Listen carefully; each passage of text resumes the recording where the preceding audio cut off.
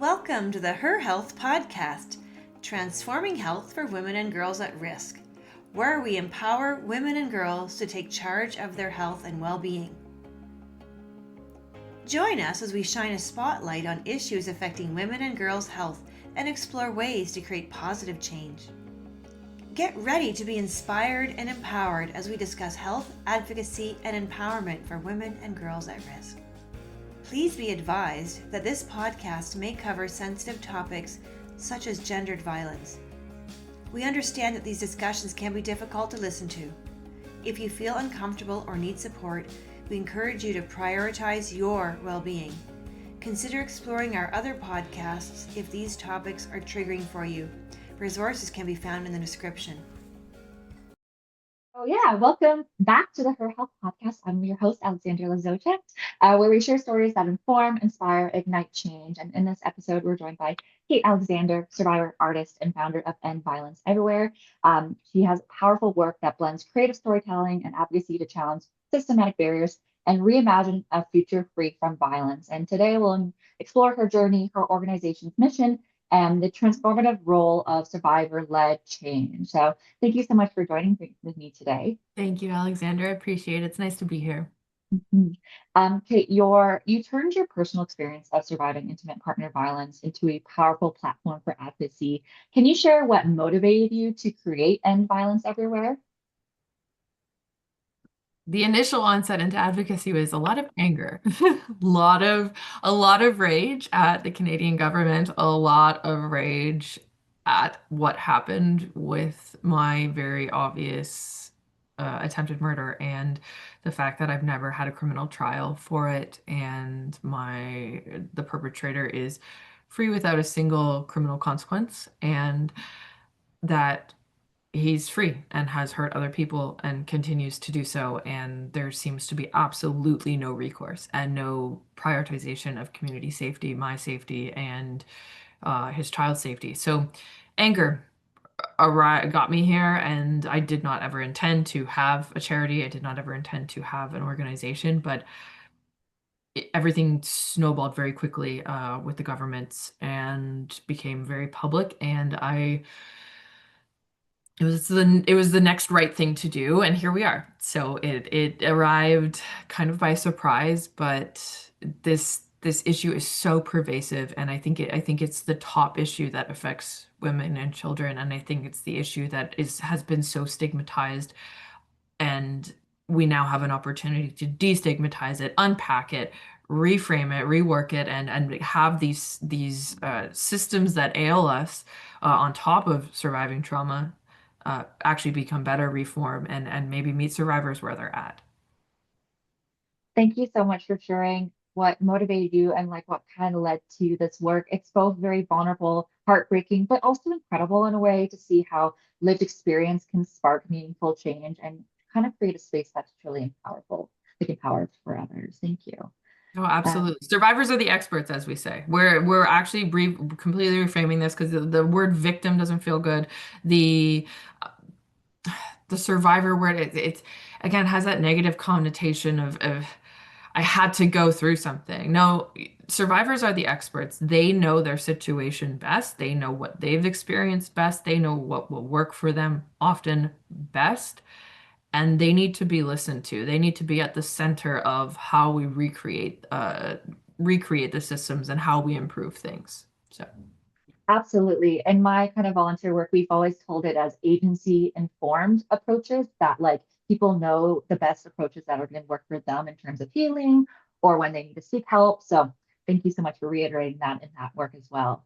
In your talk, you spoke about the importance of justice and accountability and more commonly injustice. What do you think are some of the biggest systematic barriers that individuals still face in Canada or the USA?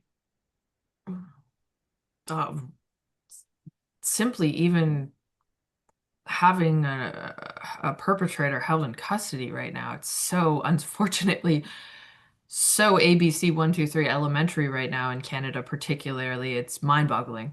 I think everyone saw the Supreme Court decision with about child pornography. It's it's unconstitutional what they're calling unconstitutional, and that's really what I'm struggling with right now, is that the Supreme Court of Canada right now seems to just be completely out to lunch on decisions that they're making, and the fact that most perpetrators are let out on bail regardless of their crimes. We've had murderers let out on bail for $2,500. It's sickening. So that lack of community safety right from the onset is there. I mean, Jordan's rule, I got the numbers yesterday. 30% of cases are thrown out under Jordan's rule right now. Jordan's rule being the speedy trial law that effectively Chapter 11B of the Charter Rights, which is a 2016 Supreme Court amendment. Pretty much the same people who just did the insane and heinous decision on child pornography, that they said that if charges don't get to trial within 18 months in provincial court or 30 months in superior court, that the charges can just be thrown out and disappeared because it does not adhere to the accused charter rights.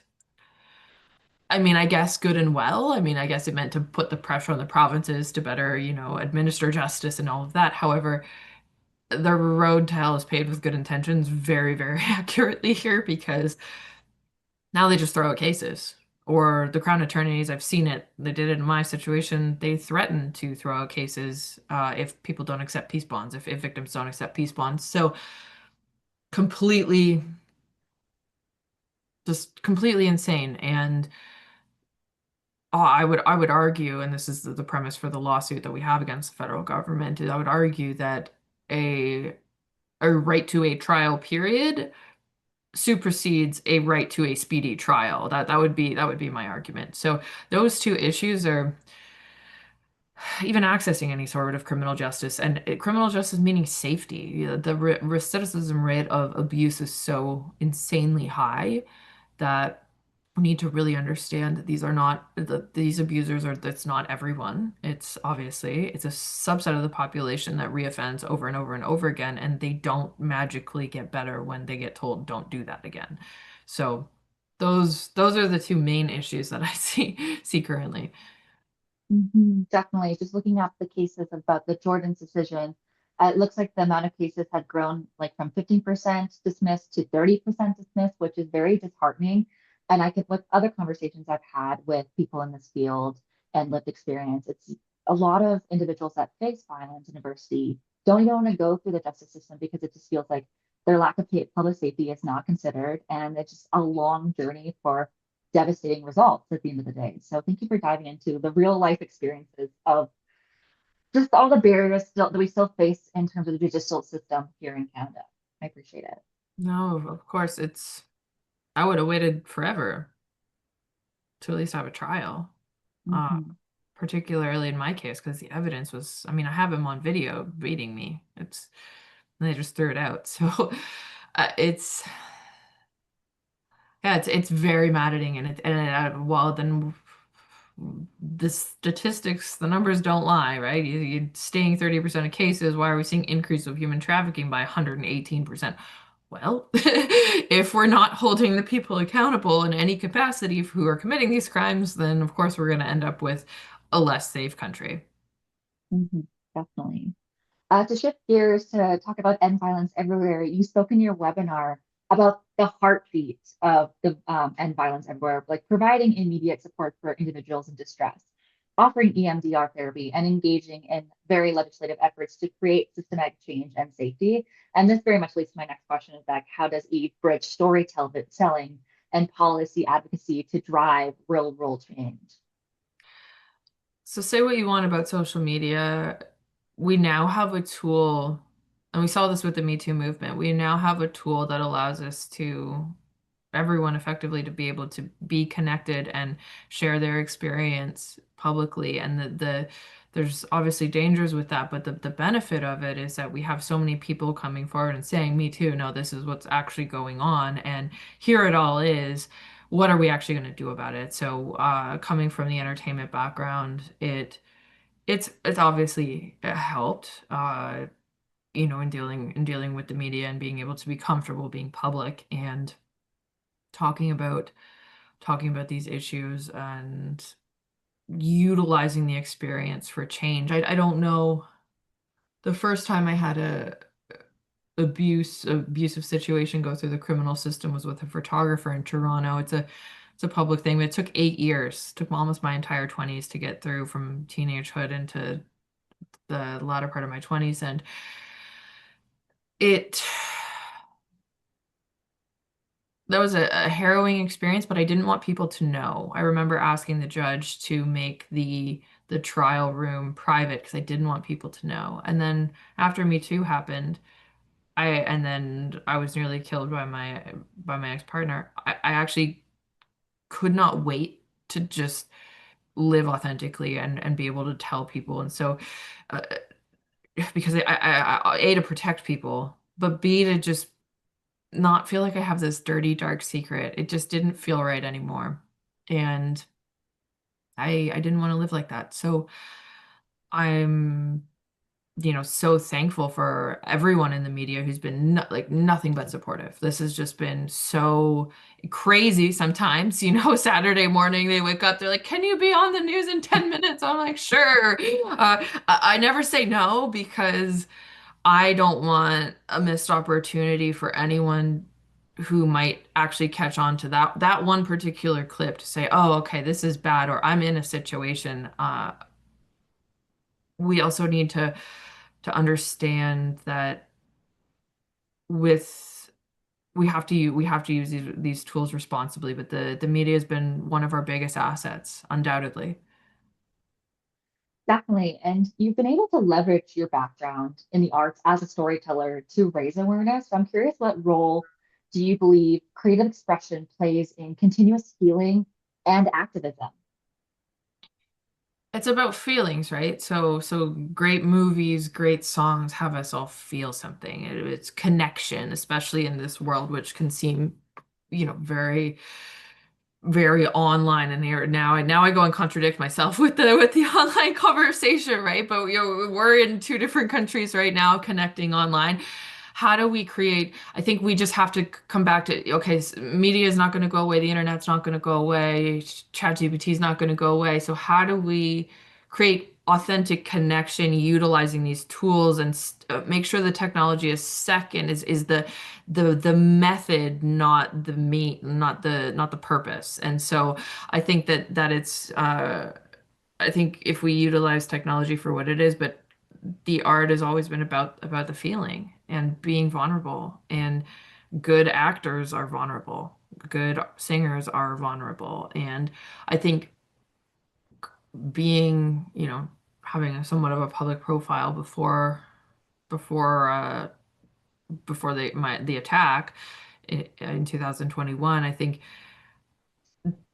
I've always leaned into living authentically and always, instead of writing in ink, write in blood and just that lives the truth. And I think it's more liberating, to be honest. I don't have any secrets. Like I go on set, I am the same person that I am. I don't have to, I don't have to, I don't, I would be so uncomfortable if I wasn't able to live authentically. And I think that that's where art really informs, life and art in that ever never-ending circle of, art informing life, life informing art informing life, life informing art. And what did I do 7 days after my attempted murder? I wrote songs in my parents' backyard. I covered in black and blue, bleeding still, and just put it all out on the page. And it was the only thing I could do. I couldn't eat, couldn't sleep, but words just started flowing. And I think that was the beginning of the healing process immediately. And so I think it's really, we can't ever discredit utilizing our pain for art. Definitely. Thank you for sharing that perspective. I love seeing, especially in like research in a very academic sense, seeing art therapy or having individuals actually use draw their feelings, or when we talk about violence or adversity or childhood negative experiences. So I do love chatting to artists about their process, especially since I am stuck in academia a lot. So thank you for diving in a little bit more about that. You've also mentioned that Eve is a trauma-informed area where individuals can reach out to the advocacy team for support. And you've also emphasized the coalition building if as a person with lived experience led form where survivors are the expert in their healing. And I'm curious, how do you build trust and community among survivors and advocates? I think it parlays back to the other question about vulnerability. I think what's happened, and I've experienced it with, some of our videos going viral or whatever. It's a bit, I've always stated from the onset, message me, right? I will get back. I will get back to you. I'll try to do it within 48 hours, but it's been thousands of people across the world, predominantly Canada and the US, obviously for geographical reasons, but it's it's been scary to hear the stories, but also because I've been honest, I think people go, I can be honest now. And it's permission. And for whatever reason, because I've shared, the naked photos of my body black and blue and him beating me and those things, that other people go, oh, okay, this is validate. It's validating for some, but there are people who came before me who did that for me, who passed that baton, right? So it's that continuation, and I think that can be healing, and that has to be done delicately, right? It has to be titrated at a pace that is appropriate for each person. It's not it's not for everyone to be like, here's the news, here's my worst day of my life. That's not healing for everybody, but for me that makes sense. And for me that's what worked. And I think that's what allows people to come forward to us and create that trust. We also have policies and procedures and the absolute best people. So policies, procedures, and people, the three P's of, creating a safe environment. And we're survivors. We're the experts too. We know what it feels like. I have an incredible advocacy team. Eve has an incredible advocacy team. We get it. That we don't have to, we live it, and I think that creates an immediately safe experience. And again, it's very public, so people can see, oh, they actually are living this way and this really is happening, and so therefore maybe my experience has importance, and what I'm going through, I matter. I matter in this too. I matter in my own situation. And oh, I see people caring about women and children going through that. I see men doing it. And that's part of our mandate too. I'm being very tangential right now. Sorry, but the this is an invitation to men. I am not against men. I'm against abusers. I am not. Men are amazing. Women are amazing. We need to support each other, be balanced with each other, understand each other's differences, and honor those differences, and honor what we're good at, and honor our natural abilities. And so it's so gratifying and healing for me to have, our friend Curtis Hargrove, who just ran in Sneaks, which is the creator of Spanx, Sarah Blakely, her high-heeled running shoe company, sponsor our friend Curtis ran the New York Marathon in high heels. So we have men like that who are literally out there running however long a marathon is. I have no idea. And like 22 miles or something. And so yeah, though we want women to see that. And I think that's healing too. And so that's the culture that we're trying to create, and the culture that we are creating, the culture that we live. And so I think when people see that, they can trust it. And if something happens, we live truthfully and we help fix it. Problems happen. It's a part of life. That's how you fix it, right? So Definitely, you've perfectly explained while creating a space where other people feel validated to share their stories. And I think that's what hashtag Me Too did so well by making others aware that anyone, and I mean anyone, men, women, to LGBTQ, gender diverse, gender nonconforming people, that everyone's voices matters, especially when things so pervasive like violence and adversity. So thank you so much for diving in and reiterating that for people. yeah, it's real. We're all people. We all cut us all open. We all bleed in the same color. It's real. It's not. We get so caught up in the partisanship and and give each other a little bit of grace, even in the cancel culture, like everybody's just give each we all have bad days, you know, it's patterns of behavior that we need to pay attention to. I make mistakes. I've said things, I don't know, said things on air that I probably shouldn't have said. I'm very particular with my words, but you know, there's things that I've done that maybe have irritated some people, like telling the House of Commons that one Status of Women committee meeting where I told them to fuck off. It's like, you know, I'm a person, and I think that that's what we need to get back to, is humanity. And it's not right versus left and blue versus red and all of this like crazy like why if one person votes one way it makes them a bad person, like that. That's not. I think that's just driving us further away from each other, and that's the polar opposite of what I want. Definitely. And I know that you have a lot of stressful days coming ahead and a lot of powerful days, and we're cheering you on. I'm curious, like looking ahead, what gives you hope in the future of gender-based violence prevention here or in the United States?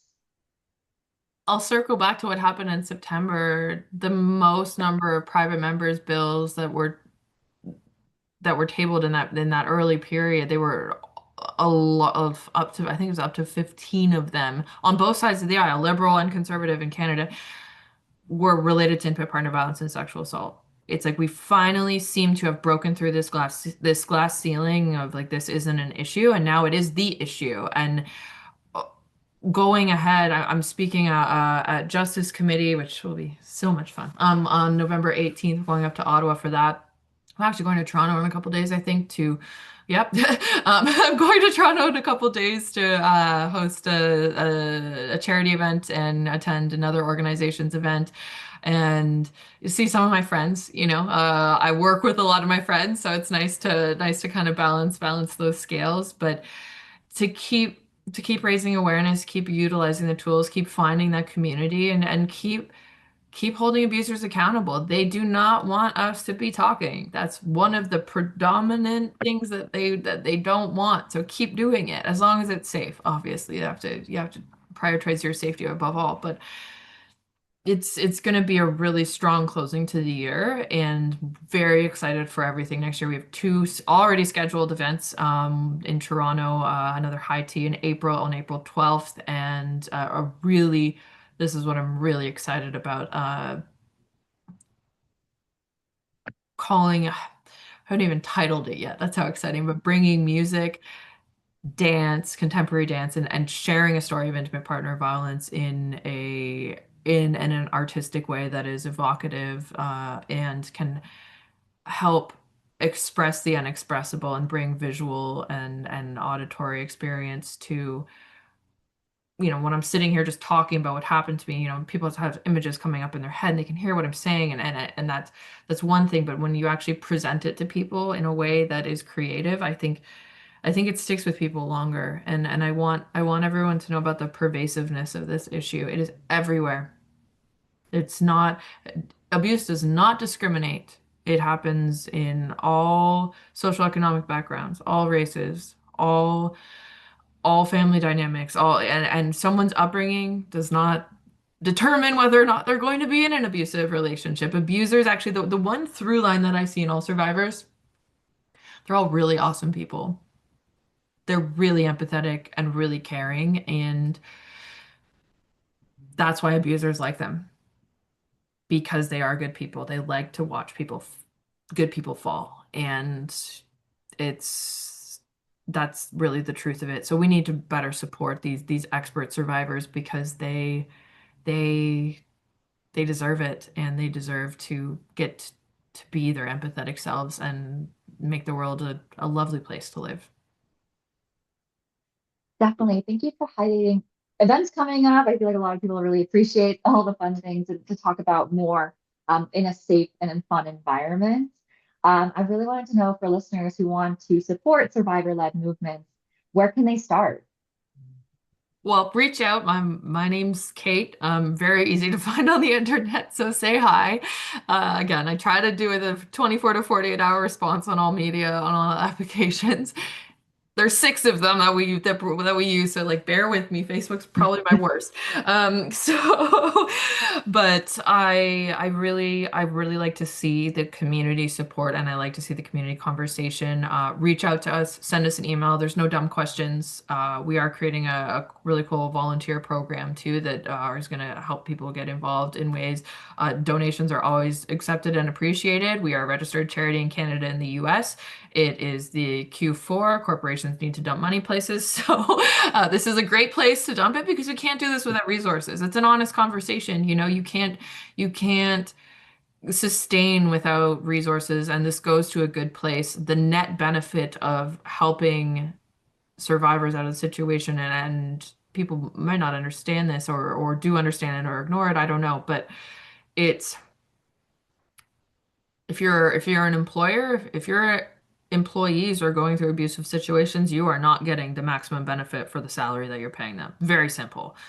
Care about them as a person first and foremost, but it's not benefiting your business. And so there needs to be more robust programming and understanding in the corporate sector and in the job sector that, this really does affect people's vocational abilities, and that we need to understand how workplaces can assist people in with surviving abuse and escaping it and getting out and restarting their lives. So donate, volunteer, reach out, share your experience, keep the conversation alive, keep sharing these videos, email your MPs. It does work.